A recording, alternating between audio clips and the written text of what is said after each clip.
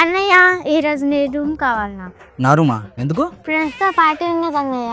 నా రూమే ఎందుకు? నీ రూమ్ లో ఇవన్నీ ఉన్నాయి కదా. ఖర్చు అవ్వద్దు. ఏంటి 5,000?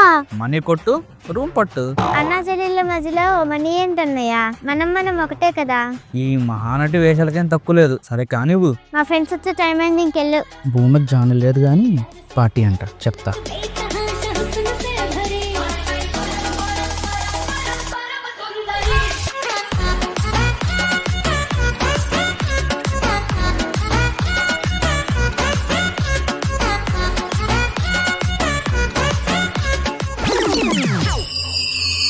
A few moments later.